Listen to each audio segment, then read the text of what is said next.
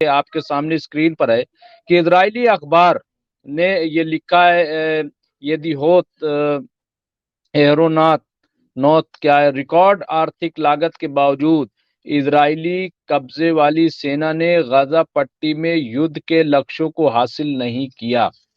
जो बात हम लोग कहते आए हैं और जी जो ईरान ने भी कहा है, तो ये जो चीज है कि यानी आप देखिए कि इतना अपने आप को सुपर पावर, और हम इजराइल को क्यों कह रहे हैं, अमेरिका भी इसमें पूरी तरीके से शामिल है, कई और मुल्क जो है वो कहीं ना कहीं शामिल हैं, इसके बावजूद, और ईरान ने शायद इसीलिए, जो ईरान के जनरल हैं उन्होंने इसीलिए शायद ये बात कही, यो अलेक्सा जो मूवमेंट है, कि वाकई ये जो है पूरी इतनी बड़ी ताकत को इन्होंने टारगेट किया और अपने मकसद में कामयाब हुए, और 3 महीने से वो लड़ रहे हैं।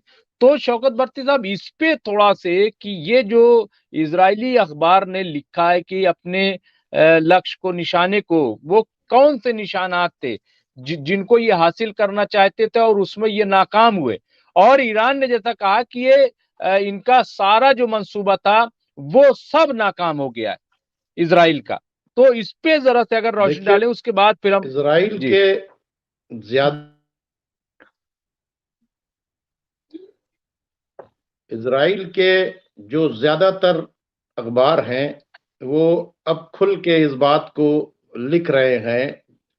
ना सिर्फ इसराइल के अखबार, अमेरिका के अंदर जो है बाकायदा तौर के ऊपर न्यूयॉर्क टाइम्स ने भी इस बात को लिखा कि इन्होंने कोई भी टारगेट अचीव नहीं किया सिवाय बर्बादी करने के और सिवाय बदनामी।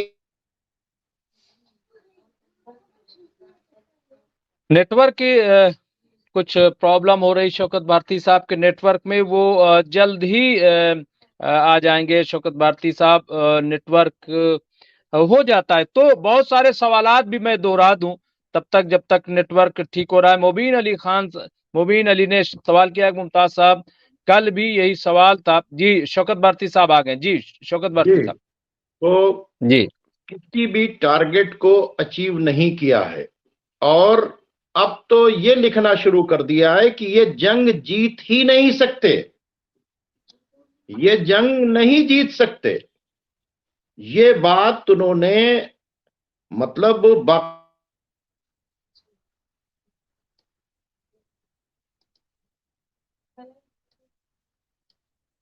जी, फिर लग रहा है कुछ प्रॉब्लम हो रही है, तो मैं तब तक जो है सिर्फ अब्दुल शकूर साहब का है कि सिर्फ मुसलमानों में इत्तेहाद की कमी है, और ये बिल्कुल सही बात है, और इसका जिक्र शुरू से होता रहा है कि अगर मुत्तहिद होकर के वो जो गैर इंसानी ताकतें हैं, जो इंसानियत के खिलाफ ताकतें हैं, उनका मुकाबला किया जा सकता था। क्या साउथ कोरिया खुलकर सपोर्ट करेगा, ये कह रहे हैं। इसके अलावा जो सलीम साहब है, अमेरिका एंड इसराइल को ईरान के एटॉमिक पावर बनाने का डर है, तो इस पर भी हम बात करेंगे। इसके अलावा शौकत भारती साहब अभी हमसे जुड़ जाएंगे, वो नेटवर्क की कुछ प्रॉब्लम है। इसके अलावा अब्दुल बारी पटेल साहब हैं, वालेकुम अस्सलाम, और इन्होंने जो लिखा है कि शौकत भाई को भी मेरा सलाम। अच्छा शौकत भाई, अपडेट तारीफ है उनकी हर बात, बिल्कुल बिल्कुल सही कह रहे हैं। तो मैं एक एक करके, जो जब तक शौकत भारती साहब जुड़ रहे हैं, शौकत भारती साहब जुड़ गए हैं दोबारा। जी शौकत भारती साहब। जी जी, तो ये सारे ही अखबार इस वक्त लिख रहे हैं और वही लोग, अब तो वो अखबार जो बहुत प्रोपेगेंडा किया करते थे इनकी बहादुरी का, वो भी जो है बैकफुट पर आ गए हैं और अब वो फिगर्स और मानने लगे हैं कि 12 जी जी। साढ़े 12 हजार लोग जख्मी हो गए। अब वो सारी चीजें मानना उन्होंने शुरू कर दिया कि हमारी आर्मी यहां से विड्रॉ हो रही है। इनकी अभी एक न्यूज ये भी आ रही है कि आर्मी के कुछ लोगों के अंदर खलफशार पैदा हो गया है। हम्म। तो ये भी एक न्यूज आ रही है, अभी कंफर्म नहीं है, लेकिन ये आई ब्रेकिंग न्यूज के अंदर कि इजरायली आर्मी में खलफशार पैदा हो गया। देखिए वजह क्या है कि जो हिजबुल्लाह ने फ्रॉम वेरी बिगनिंग 8 तारीख से आपने देखा था कि इनके तमाम जो है जैमर्स, इनका रडार सिस्टम, इनके स्पाई डिवाइसेस, इनका इंटेलिजेंस सिस्टम जो तबाह करना शुरू किया, वो लोगों को नहीं समझ में आ रहा था कि क्या हो रहा है। लेकिन एक्चुअली इस वक्त की लड़ाई में ये सारे सिस्टम है, और अभी जो है इन्होंने बाकायदा तौर के ऊपर जो क्या नाम है, कल इनके ऊपर अटैक करके इनका जो एयरफील्ड था, जो सबसे बड़ा इंटेलिजेंस सिस्टम था, उसको जो तबाह किया, जिसको पूरी तरीके से एक्सेप्ट नहीं कर रहे थे। आज इजराइल ने कहा है कि उसके तबाह होने से हमें बहुत बड़ा लॉस हो रहा है। और मैंने जैसा कि कल बताया था कि उन्होंने एक स्काई बैलून जो है वो जो छोड़ा है डिवाइस जो उसकी, वो अब वो हिजबुल्लाह ने कहा 24 घंटे के अंदर हम उसे भी उड़ा देंगे। हम कोशिश कर रहे हैं उसे भी उड़ाने की।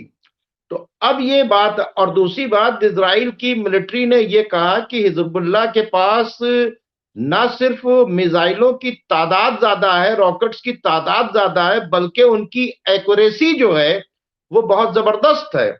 और हसन नसरुल्लाह ने यह कहा कि तुम अगर सोच रहे हो कि तुम्हारा न्यूक्लियर प्लांट सेफ है, वो सब हमारे टारगेट के अंदर हैं। हम इसकी जंग को, देखिए ये जंग जो है 70-72 घंटे, बल्कि अब 70 घंटे भी नहीं, अब तकरीबन ये 65 घंटे बाकी हैं। यानी जो ब्लिंकन का दौरा जो है उसको वापसी में तकरीबन 60-62 घंटे बचे हैं, ठीक है। उसके बाद ये जंग बहुत तेज हो जाएगी, ये बहुत तेज हो जाएगी, क्योंकि वो लोग भी देखना चाहते हैं कि देखें ये गजा की जंग रोकते हैं या नहीं रोकते हैं, क्योंकि बिल्कुल। ये तो आए हैं। देखिए ब्लिंकन हो, बाइडेन हो, बेंजामिन नेतन्याहू हो, ये तीनों भी जो हैं, ठीक है, ये बर्बाद कर रहे हैं। ये सिर्फ जो है गजा को चाहते हैं बर्बाद, और हिजबुल्लाह को किसी तरह से रोक लें। वो जानते हैं कि हिजबुल्लाह जो है भाई, जाहिर सी बातचीत है, उसके पास आर्म्स अम्युनिशन ज्यादा है, उसके पास एरिया ज्यादा है। हमास के पास तो एक जो है मतलब टनल है, और गजा के अंदर और वेस्ट बैंक के अंदर है, उनको चारों तरफ से घेरे हुए हैं। तो वो चाहते हैं किसी तरह से हिजबुल्लाह और हौती इसमें से हट जाए।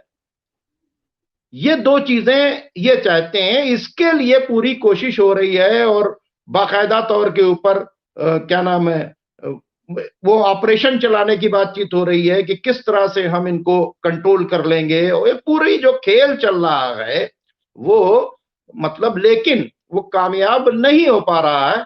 ये किसी भी तरह से, इनका पूरा टारगेट ये था कि हम किसी तरीके से यहां आकर हौती से, हिजबुल्लाह से, और क्या नाम है ये, क्या नाम है ये हजदुशाबी से, या इन लोगों से जो पूरा मलेशिया है, इनसे क्या करते हैं, इनको रुकवाते हैं, अकेले इस जंग को हम हमास से लड़ने दें। तो उसमें ये कामयाब नहीं हुए, और ये पूरी तरीके से फेल हो गए हैं। आप ये देखिएगा कि अगर ब्लिंकन ने कोई हल नहीं दिया तो ये जंग बहुत दूर तक निकल जाएगी, बहुत लंबी जंग जाएगी। और एक न्यूज ये भी आ रही है, जो ट्रम्प ने स्टेटमेंट दिया है कि हमें जी लगता जी है कि 34 दिन के अंदर, जी जी जी जी। वो देखिए गिनती भी बताइए, क्या 34 दिन के अंदर ईरान जो है अपना एटम बॉम्ब बना लेगा। ये कौन कह रहा है? ये बाइडेन कह रहे हैं। ट्रम्प। देखिए इस वक्त जो दुनिया ट्रम्प है, कह रहे हैं, शौकत ये बख्तर ट्रम्प साहब, सॉरी, डोनाल्ड। ये ट्रम्प कह रहे हैं, ये ट्रम्प कह रहे हैं, ठीक है, कि मेरे पास ऐसी न्यूज है, ठीक है। देखिए अब क्या देखा, जो पूरी दुनिया को हैंडल करने के लिए जो यूनाइटेड नेशन बना था, लीग ऑफ नेशन बना था, जेनेवा कन्वेंशन बना था, इंटरनेशनल क्रिमिनल कोड बनी थी, ह्यूमन राइट्स ऑर्गेनाइजेशन बना था, ये सारी ऑर्गेनाइजेशन जो है वो फेल हो सब गए। बर्बाद कर दी, सब बर्बाद कर हम्म, दी। तो हम्म, अब क्या हो गया, अब पोजीशन ये है कि हर कोई ये देख रहा है कि वो कहते हैं ना, शेख अपनी अपनी देख। तो अब हमें अपनी डिफेंस खुद करनी पड़ेगी।